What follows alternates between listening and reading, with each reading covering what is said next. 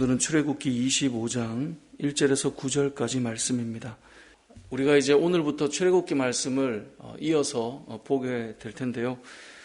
기억이 이제 좀 가물가물할 수 있지만 아마 우리 이제 성경 공부하시는 분들은 지난과까지가 이제 24장까지였기 때문에 뭔가 좀 잘 맞물려 가는 것 같습니다.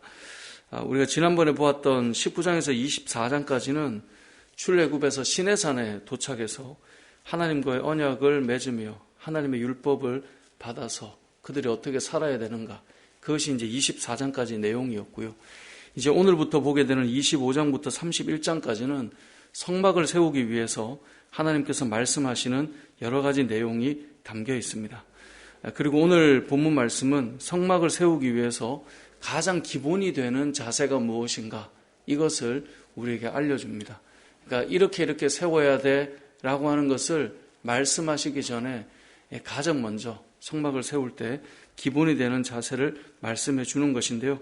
오늘 본문에서 첫 번째 기억할 것은 성막을 세우기 위해 하나님 앞에 예물을 드릴 때 자원하는 마음으로, 기쁜 마음으로 드려야 한다라고 성경은 말씀하고 있습니다.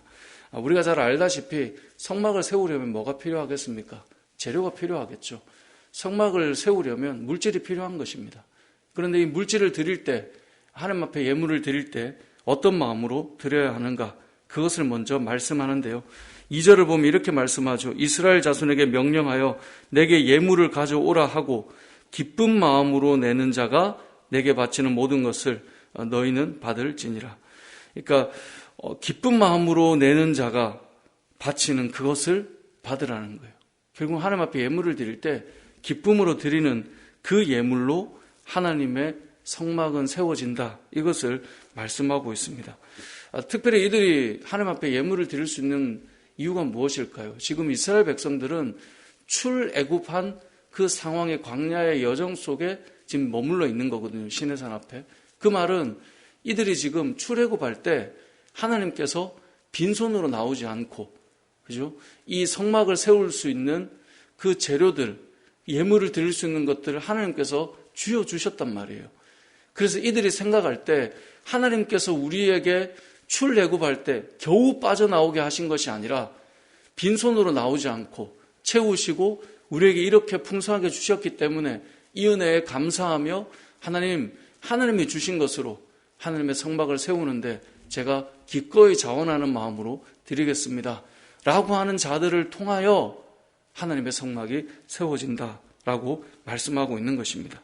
결국은 예물을 드릴 때 성막을 세우는데 자 n분의 1로 자 너 자 이렇게 나눠서 내고 너는 이렇게 나눠 내고 그렇게 하지 않으셨다는 거예요. 일괄적으로 정해서 한 것이 아닙니다. 또 억지로 하게 한 것도 아닙니다. 분명하게 2절 말씀을 보면 하나님 앞에 기쁜 마음으로 내는 자를 통하여서 이 성막은 세워졌다라는 것입니다. 교회 역사를 봐도 그렇습니다. 교회의 수많은 하나님의 역사나 또 교회가 세워짐이나 또 하나님께서 필요한 일들을 선교를 감당하거나 이런 일들을 잘 보면 항상 그 가운데 기쁨으로 하나님께서 나에게 베풀으신 은혜를 가지고 내가 기꺼이 주를 위해서 드리며 나아가겠습니다 라고 하는 일을 통하여서 항상 하나님의 나라는 세워져 갔습니다. 그래서 성막이 세워지는 원리와 하나님 나라가 세워지는 원리가 동일하기 때문에 그런 것일 겁니다. 오늘 본문에서 알 수 있는 두 번째는 이 자원하는 마음으로 드리니까 내가 원하는 대로 드리겠다, 이렇게 하는 것이 아니라 하나님께 드릴 예물이 정해져 있었다라는 거예요. 자, 3절 말씀을 보니까 이렇게 되어 있습니다. 너희가 그들에게서 받을 예물은 이러하니. 자, 성막을 세우는데 받을 예물이 정해져 있는 거예요. 자, 이러한 것들을 하나님 앞에 드려서 그것으로 성막이 세워지는 겁니다. 우리가 실수하는 것들 중에 뭐가 있냐면 내가 자원하는 마음이고 내가 하나님 앞에 기쁜 마음으로 드리는 것이기 때문에 내가 선택권이 있다는 생각을 할 때가 종종 있습니다. 왜냐하면 내가 자원하는 거잖아요. 그러니까 내가 원하는 대로 하고 싶은 그런 마음이 찾아올 때가 있습니다. 하지만 성경을 보면 성막을 짓기 위해서 내가 기쁨으로 드리니 내가 원하는 대로 하도록 내버려 두시지요, 이게 아니라 하나님이 원하시고 받으실 재료를 그것을 기쁨으로 드린다라고 하는 것이 두 번째 기억할 메시지라는 것입니다.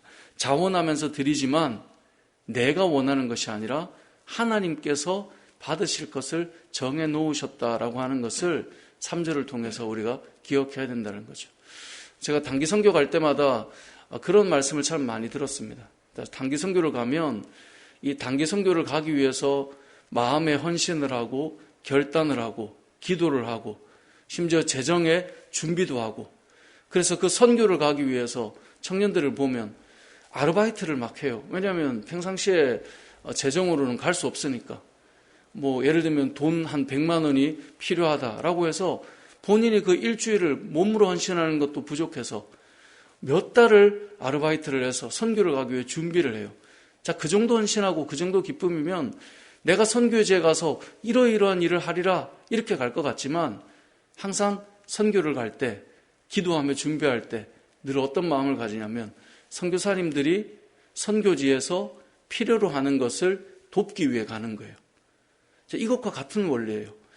선교지에 선교사님들의 사역을 돕기 위해 가는 것인데 내가 자원해서 가고 우리 교회가 돕는 거니까 우리 교회가 원하는 것을 거기에 해주고 오고 싶은 거죠. 그렇게 하면 선교지와 가는 자들의 마음이 어그러질 수가 있는 것입니다.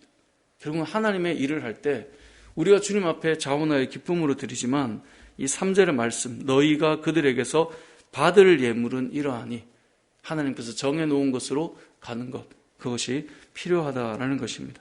세 번째로 이렇게 이제 성막을 지을 텐데 성막을 짓는 방식이 하나님이 알려주시는 양식대로 모양대로 성막을 지었다라는 겁니다. 9절에 나오는 것이죠. 9절에 보니까 물은 내가 너에게 보이는 모양대로 장막을 짓고 기구들도 그 모양을 따라 지을지니라.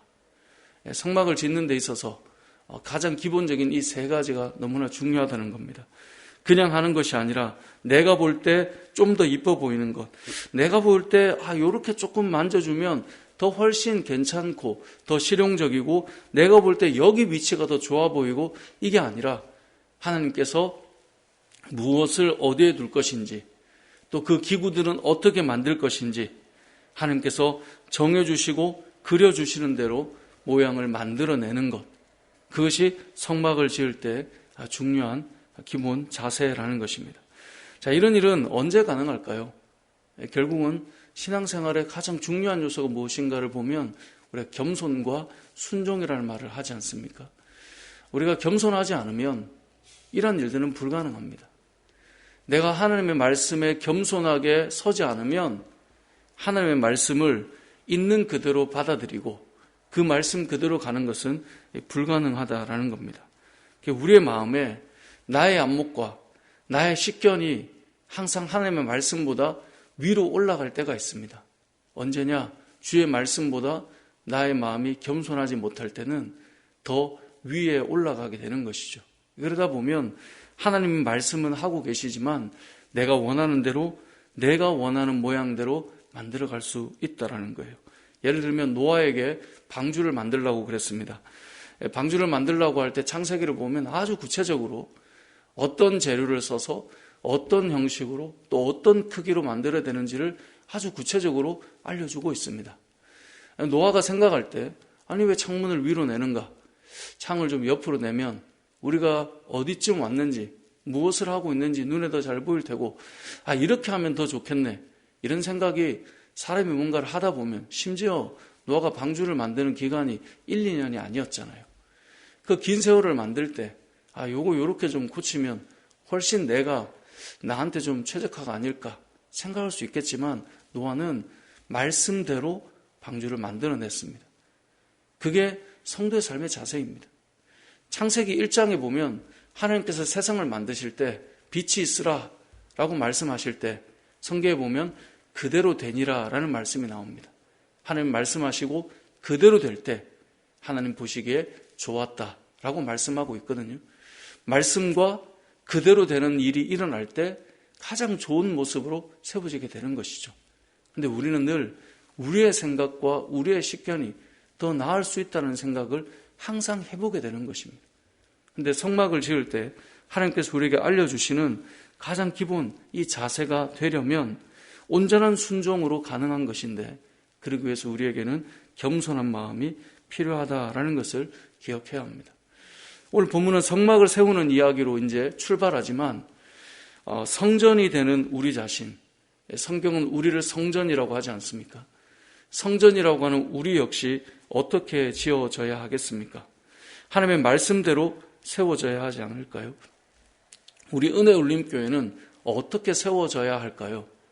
다 같이 모여서 다수결의 원칙으로 우리가 함께 투표를 해서 우리의 생각에 가장 많은 사람들이 생각하는 것으로 선택해서 교회가 세워지는가? 네, 그렇지 않습니다.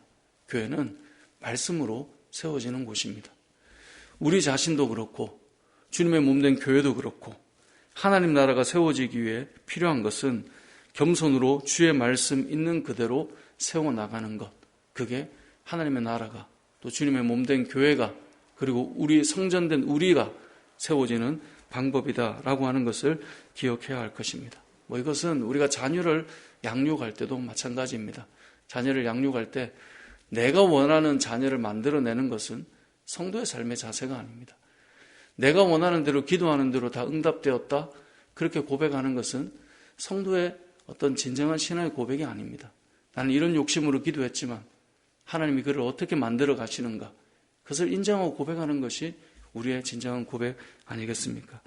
오늘 본문 말씀을 정리해 보면 이렇습니다. 이제부터 성막이 어떻게 지어져 갈지를 말씀하는데요, 가장 기본이 되는 세 가지를 말씀하고 있습니다. 성막은 그냥 지어지는 것이 아니라 자원하는 마음으로 기쁨으로 예물을 드리는 자들을 통해 세워져 갑니다.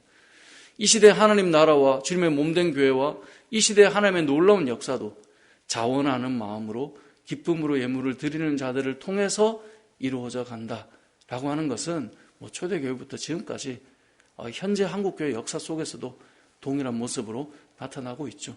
두 번째로 기억할 것, 우리는 하나님이 말씀하시는 것으로 드리며 나아가야 된다는 것. 자원하기 때문에 내가 하고 싶은 것을 하는 것이 아니라 하나님께서 말씀하신 것으로 성막은 세워진다는 것. 그리고 하나님께서 말씀하시는 대로 성막은 그 모양대로 세워져 가야 한다는 것.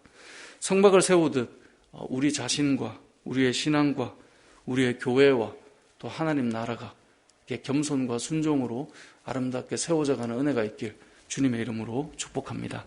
아멘.